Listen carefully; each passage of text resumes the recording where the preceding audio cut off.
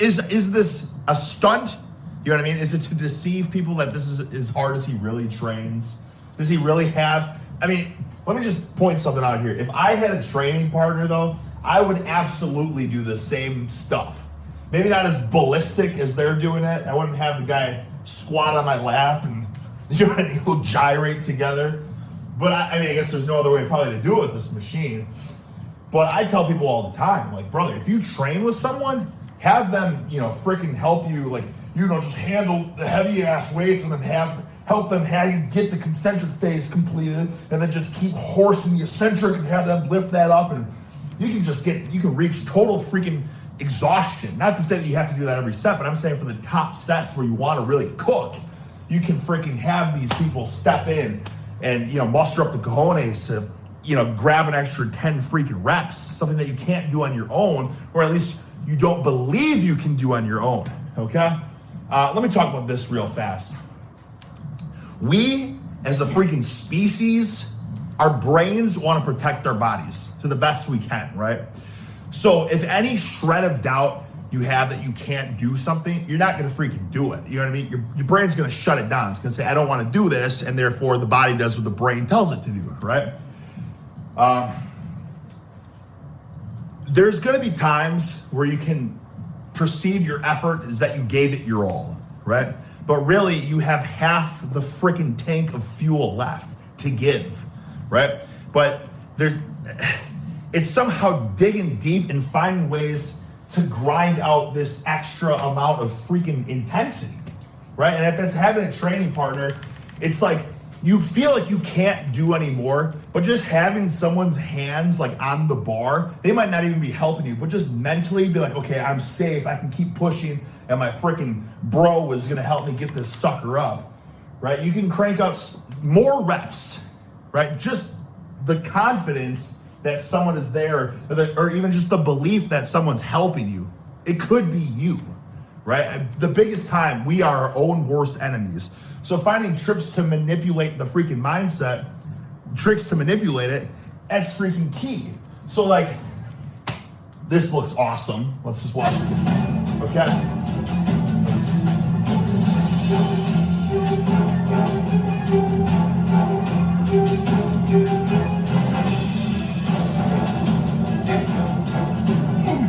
I love just the entourage, the posse of people just watching it.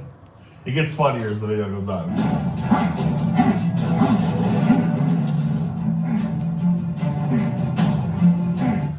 All right, if there was ever a time to utilize the Smith machine, okay, because listen, if you have the choice between the freaking free weight and the Smith machine, you should always go with the free weight. But in this case, Thomas has his bro behind him, and I guarantee, I don't know if they showed him this clip, but I freaking guarantee you, when he can't, muster up those last few reps, I guarantee that guy is there helping him push those suckers up.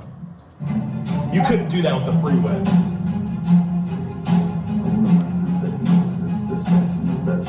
Oh, okay. I was like, what the hell is even happening right now? He's really giant, like pulsing it. So it looks like the guy's got his elbows, which is kind of funny. It's like his partner is helping him keep it locked out. I mean, this is the strongest part, but maybe that's just as exhausted as he is. He can't even keep that sucker locked out. But this alone, just to stay in this position with total exhaustion, okay, you could be like, oh, there's not even any range of motion. But even he's just like, you know what I mean? He's moving it. I mean, this is essentially an overhead shrug. So think about it. He's doing these behind the neck presses. He's hitting them delts and them traps. He's reaching freaking total burnout. His bro is holding his elbows in, and he's freaking shrugging those suckers. Just getting that absolute peak fatigue on the traps.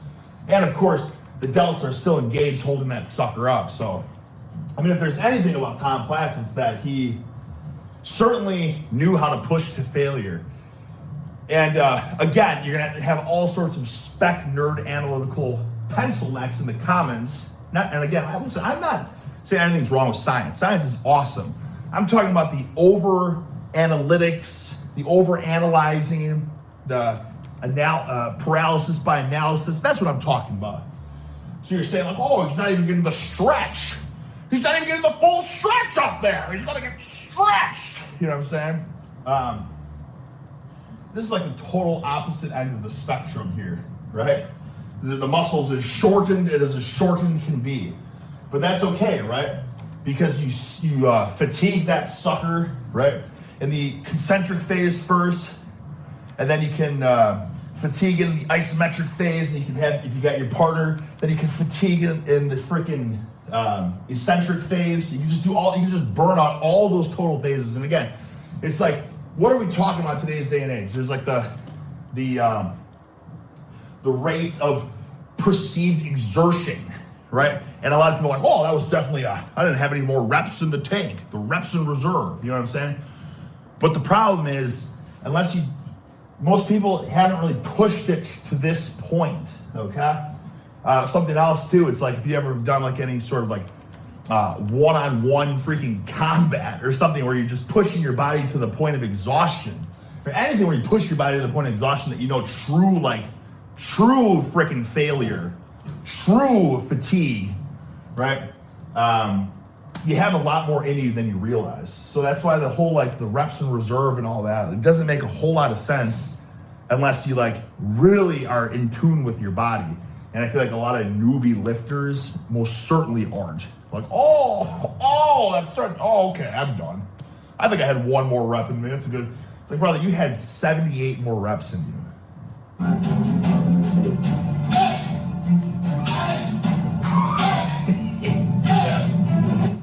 This is basically, it's funny, it's like this ballistic motion, right? But the angle here doesn't really change, but essentially this is just a freaking isometric burnout set. And this guy's just hilarious. I don't even know what he's doing on that end.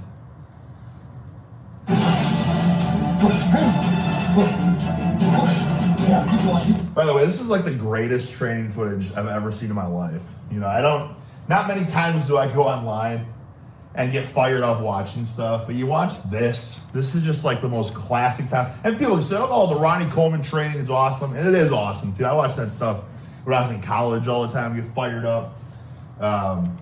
But this is just next level.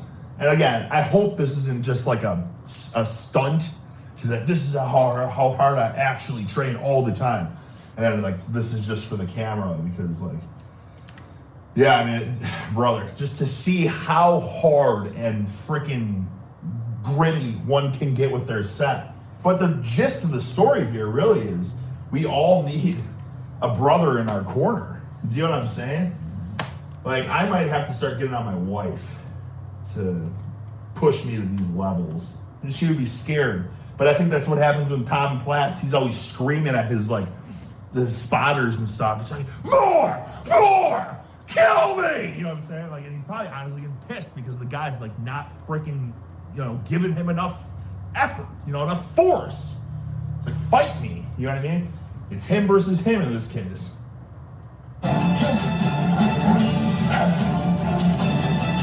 Forced eccentrics, right? That's exactly what I talk about the bench, right? You freaking control that sucker, have your partner lift it, control that sucker, have your partner lift it. Break!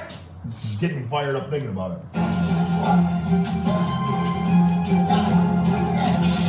Yeah. This guy's fighting like hell to get that weight out. He picked. Look at how old this guy is, and just very large diameter of his waist. He probably was like an epic, legendary powerlifter back in the day, though. But he's just fighting like hell right now to help Tom get those weights up. Look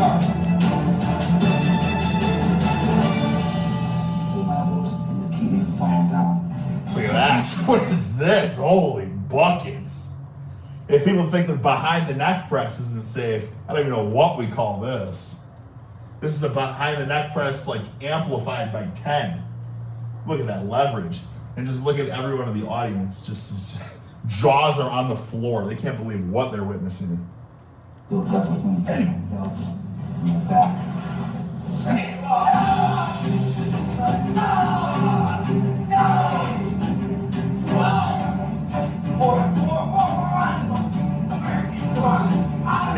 awesome. That is awesome.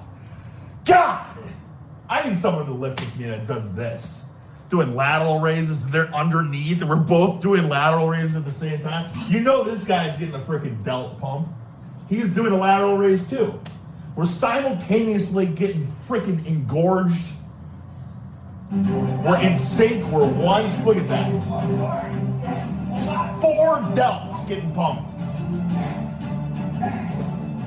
Oh, here's the beauty of these leverage machines too, like this, or you get what I'm saying? Like the basic beauty of the machine is like, so this guy's just grabbing one side, but that's fine because it's not a unilateral machine. It just works as one unit.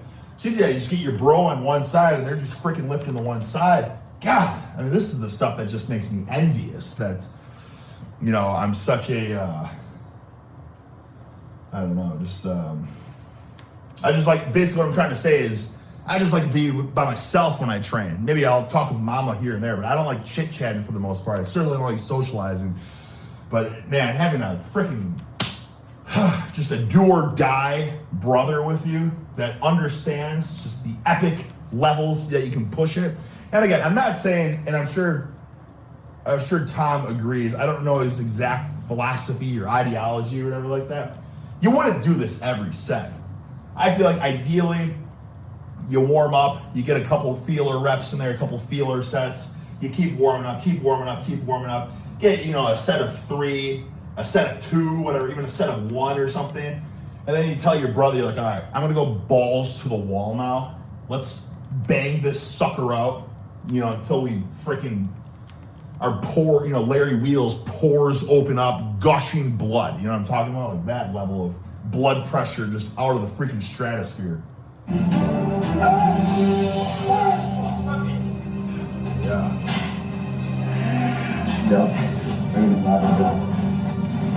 Can't do more like that.